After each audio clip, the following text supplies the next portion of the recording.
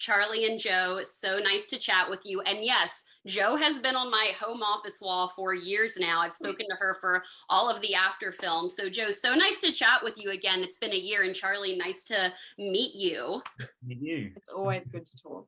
Yeah, always good to chat. Congratulations on this film. I saw it twice, absolutely loved it. So emotional. I thought you guys had a great brother and sister chemistry as Katie and Nate. And I'm curious how you guys got to know each other prior to filming in North Carolina. What did you guys do to kind of get to know each other and build that relationship? Charlie, I'll begin with you.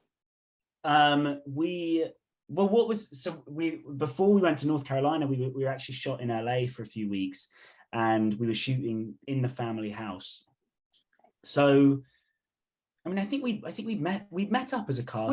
We met up before, and then we had rehearsals in Pasadena, and then we were shooting in LA, and then we were shooting in North Carolina. But we had a little rehearsal period, which was lovely. There was something about being in that, because we were shooting in the family house. There was something for me anyway that just actually, it meant that you immediately felt like a family, because you were moving from bedroom to bedroom to, you know, to kitchen to living room. So it was just, that was a nice element to have. It helped, the environment helped. Yeah, Joe, in your opinion, how did you guys kind of like get to know each other? Did you do any type of like icebreaker games with the entire family? I mean, the cast is amazing. I don't think we did. I mean, I think we were just lucky we had a great cast, but also like, Charlie's such a great actor, and he's so good in this movie that it's not very difficult to have to play his mum or dad or sister or anything. So I think he made it very easy. Yeah, no, we did watch Eurovision. Thank you, by the way, Joe. Oh, yeah. Eurovision together. Yep. That's kind of fun. That sounds like a fun get to know you movie. I love that. Well, Charlie, your performance is exceptional in this. Like I said, I've seen it twice now. And how did you prepare to play a quadriplegic? What type of prep work did you do specifically for those scenes? I mean, there was a lot. I worked with this physical therapist called Nancy, who I mean, I suppose in a way taught me everything in terms of learning about the spine and the physicality of it, and what you'd be able to move, and nerve pain and spasms and all these things that I didn't know and was not privy to. And then there were a couple guys. There was Craig in LA and Ned in Boston, both quadriplegics with very similar injuries to Nate. And you know, so I spent time with them, and they told me about their life, and you just try and immerse yourself in it as much as possible, and just try and be as truthful as possible. I spent 2 weeks in the chair before shooting, went to Target, bought some t-shirts in it, you know, ordered Postmates to the house, answered it in my wheelchair, things that I just thought would provide an interesting, you know, oh, I want to see how that person will behave, you know, when they answer the door, and you know, small things. Yeah, just trying and doing normal life things. I absolutely love that. What an interesting way to prep. I love that you got the chance to work with a real capuchin monkey. That has to be kind of unpredictable on set, though, working with real animals. So were there any kind of happy accidents that happened with the monkey on set? And first of all, what was the monkey's name that you worked with?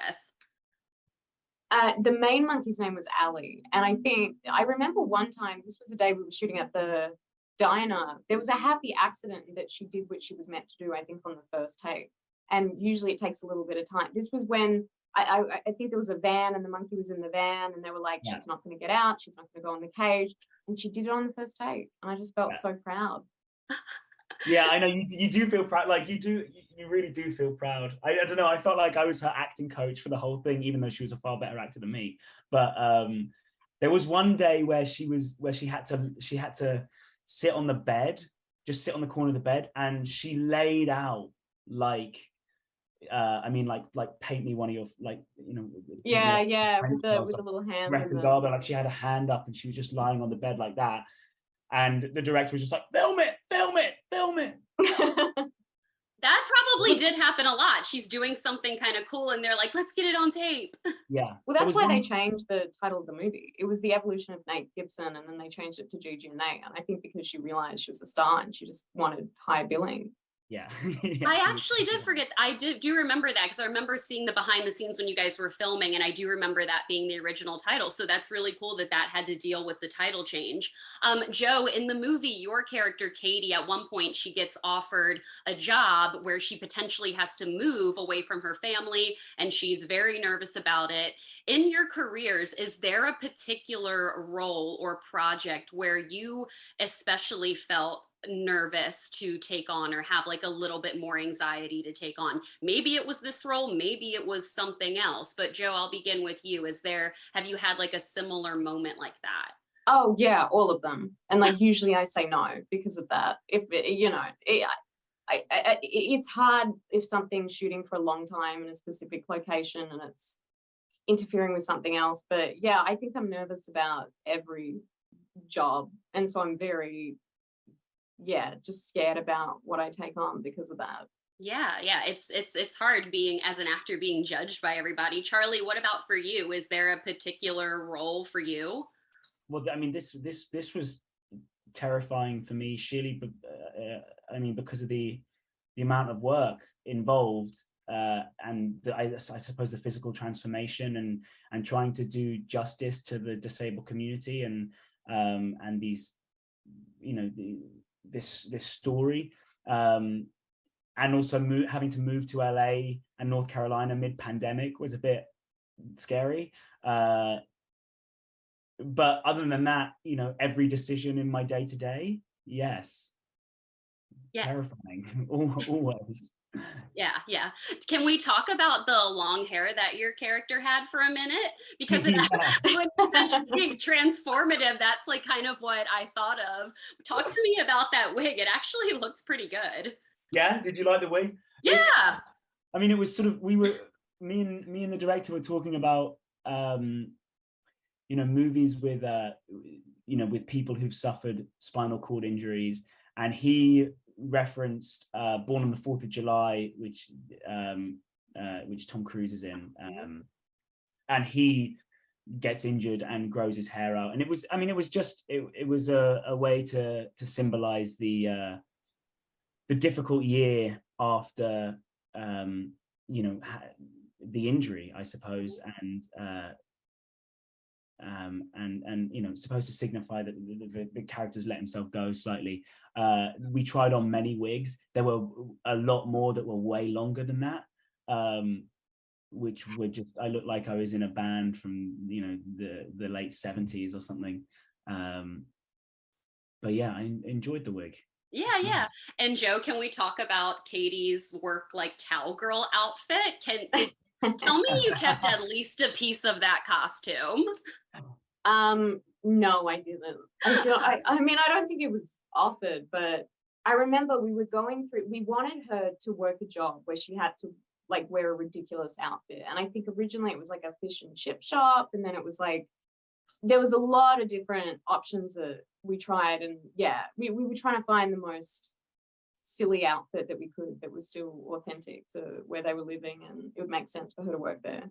Yeah. It was a fun outfit. It was a fun outfit, and especially when you guys are having that very intense scene outside of the house party, which is also super emotional. Having her be in that outfit was really, really like kind of fun.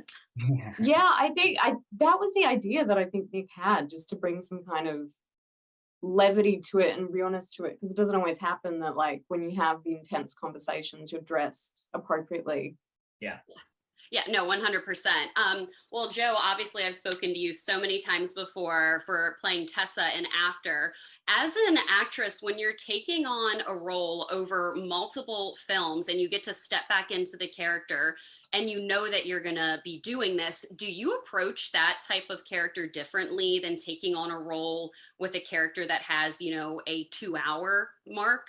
How do you take on those types of roles the same, or is it a different approach, knowing you'll have a longer time frame with the character? Yeah, I think usually if you're being offered something and there's multiple films or, you know, like longevity involved, my experience has been it's often based on something and there's source material. So I think that the difference for me would be there's more source material to get into and to read to make sure that you're ready for the commitment and that it's something that you want to be a part of long term. And so I think the difference with just a film where you have a 2-hour runtime is like the only thing you really need to look at is that one script, because after that it's done.